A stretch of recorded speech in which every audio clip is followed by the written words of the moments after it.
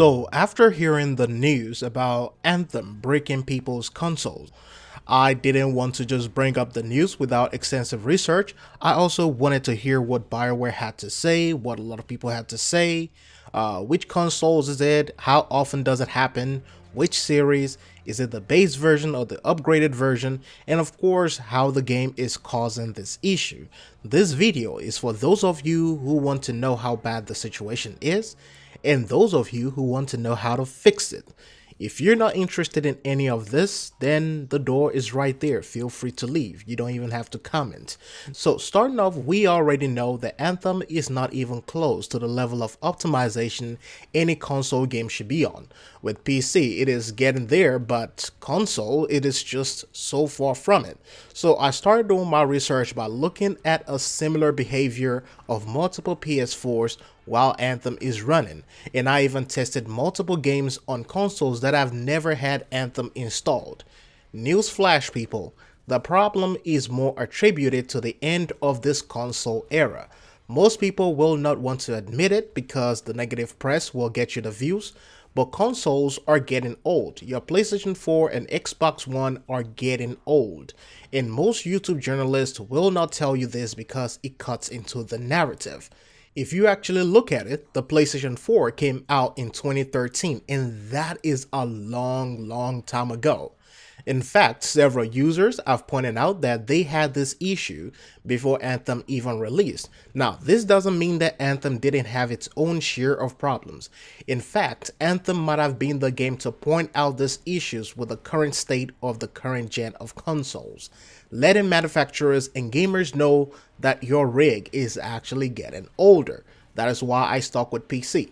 Now, after asking a lot of users about their experiences with the shutdowns, it was also clear that this was happening mostly on the base versions of the PlayStation 4. I started my own test without adjusting the Nvidia settings on my PC, and Anthem seems to be using 100% of your GPU regardless of the series.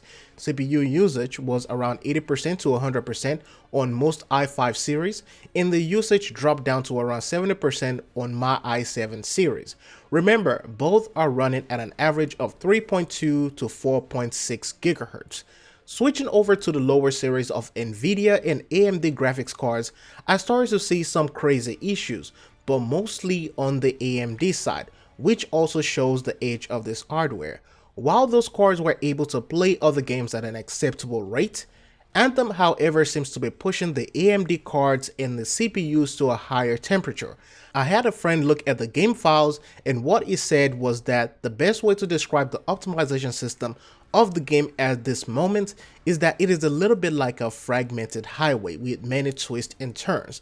With better optimization, files are supposed to be accessed and travel from point A to point B easily, but with Anthem, of course, it's getting better by the day, but with Anthem right now, they still have to jump a little bit over the hoops and twists.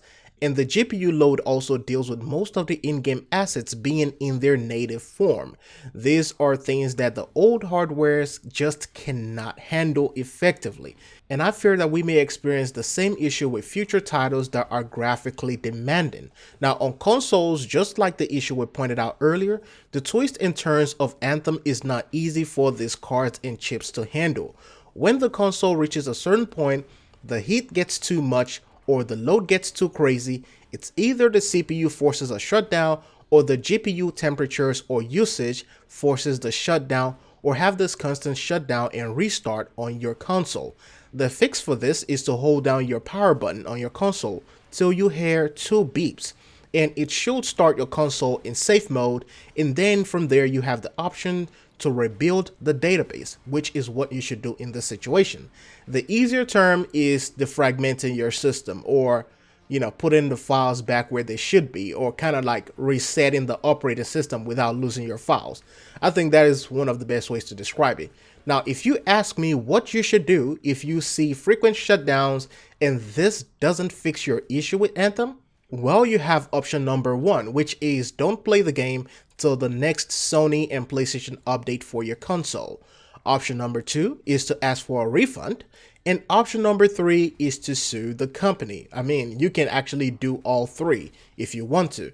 If you have factual evidence that Anthem game bricked your console, then the lawsuit will cover these damages. It will even give you extra cash and cover the attorney fees, so you won't have to pay a single dime for anything.